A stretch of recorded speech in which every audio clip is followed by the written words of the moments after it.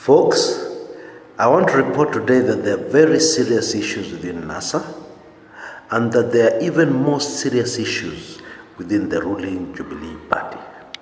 Naturally, these issues are going to have a very huge impact on events that are to come in the following weeks and in the following months. Let us start with the Jubilee issues and then we'll move on to NASA issues, which have a lot to do with the expected, widely anticipated swearing in of Raila Odinga on the 30th of January. 2022 is very, very far away. I mean, 2022, for all we know, could be a lifetime away. But already the daggers are drawn, the battle is on, for the Uhuru Kenyatta succession. This, in my view, is comical because we don't even know if we'll have a Kenya left by the time we reach 2022. Going by unfolding events, you cannot be sure if there'll be any Kenya left come 2022, any Kenya to rule. Then there's the very, very huge likelihood that we will go into an election long before 2022. We'll go into another election long before 2022. Now, note I've chosen my words very carefully. I've said there's a likelihood. Why a likelihood?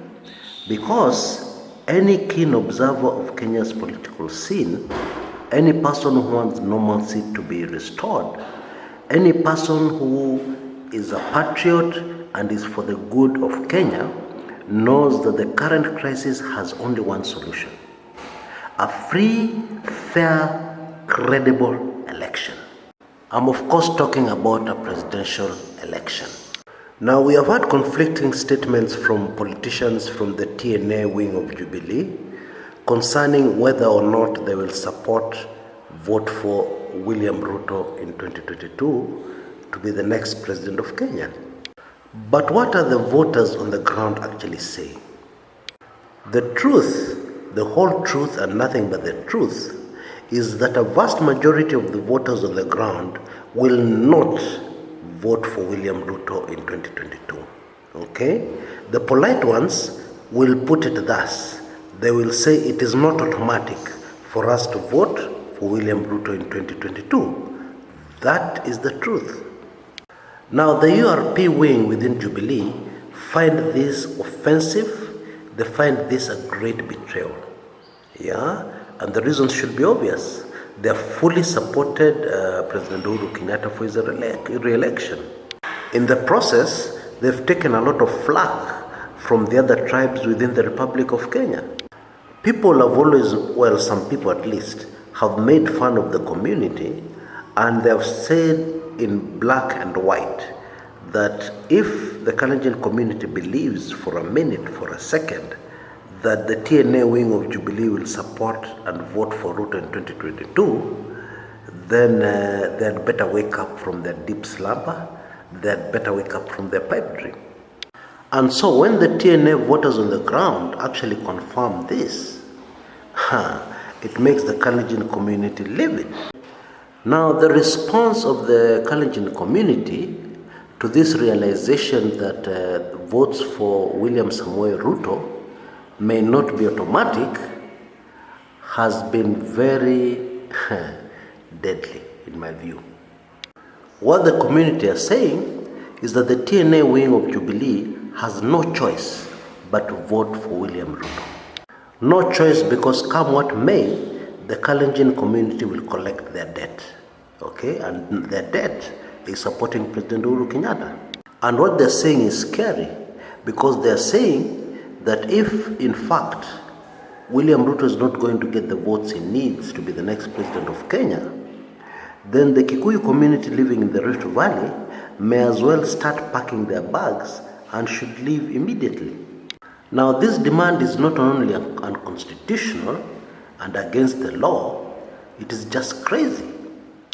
You cannot force people to vote in a certain way. You cannot hold a gun to their head and force them, you must vote like this. That does not happen in a democracy. Indeed, that does not happen anywhere.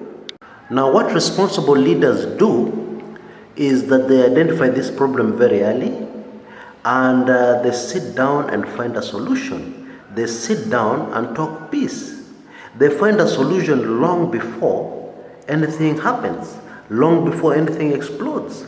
That's what responsible leaders are supposed to do. Instead, the TNA arm of Jubilee, at least elements in it, have responded by saying, if you're going to force our people to move out of the Rift Valley, then we too, yes, can eject people from counties where we are the majority. Indeed, what the Nakuru governor said, it is claimed, what the Nakuru governor said was that the treatment of the Kalenjin community in Nakuru, will depend directly with the treatment of Kikuyus in counties like Uasin Gishu. Uasin Gishu, of course, is where these threats against the TNA arm of Jubilee originated from. From the likes of somebody called Jackson Mandago, the governor of Uasin Gishu. Now, it is common knowledge that the Kalenjin community is headstrong. Okay, there's no argument about that. And indeed, they can also be unreasonable. If I can just remind you of an incident that happened in Uasin Gishu going into the August 8th elections. Going into the August 8th polls, it looked like Bwana Mandago would lose his seat to a person called Buzeki, a businessman. And a lot of Buzeki support was coming from the local Kikuyu community in Uasin Gishu. And so what Mandago and his cronies said, it was just a ridiculous statement. But what they said, they threatened. They said that we're going to look at how the first 100 votes go. Who people vote for. If we see that the Kikuyu community is not voting for Mandago in Uasin Gishu, then we're going to send a signal right across the Rift Valley. And instruct our people to vote NASA. You remember that? Now, taking that early incident, it is very, and taking what has happened most recently with this most recent threat, you see a certain consistency, trying to force things in a democracy. Now, the latest backlash from the utterances of Lee Kinyanjui, the governor of Nakuru, can be viewed in a video that I've posted. Yes, in fact, I'll put a link at the end of this video so that you can actually go and view and listen with your own ears what the people on the ground are saying. The long and short of it is that they have not taken it kindly.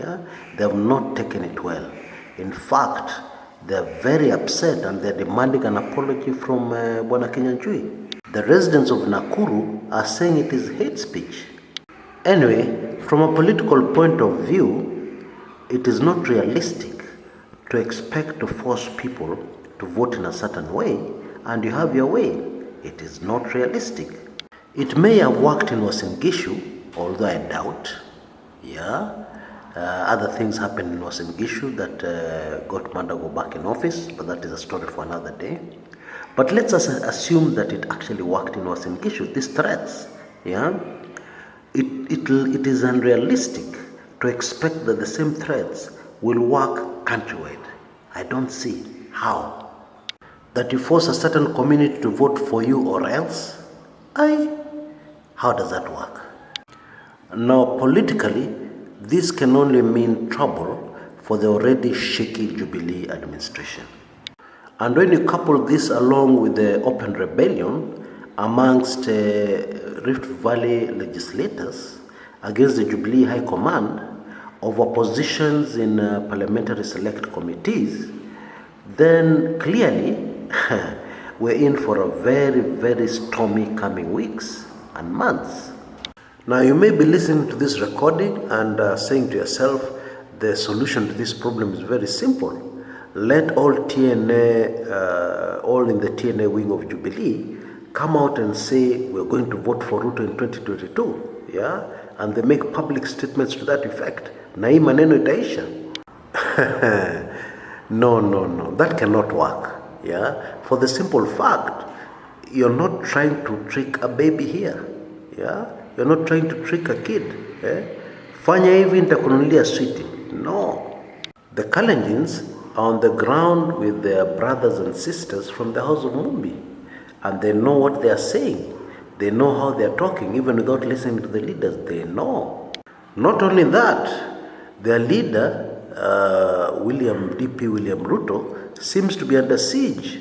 Yeah, he can't get into his way as far as cabinet appointments are concerned, clearly, and is definitely not being treated with the respect befitting a deputy president by his Jubilee colleagues. Folks, hapo iko shida. Okay, or if I can put it in another way, drama word drama, or drama bin drama Arab drama. Who can predict what will happen next? Because above everything else, this puts increasing pressure on the Jubilee government.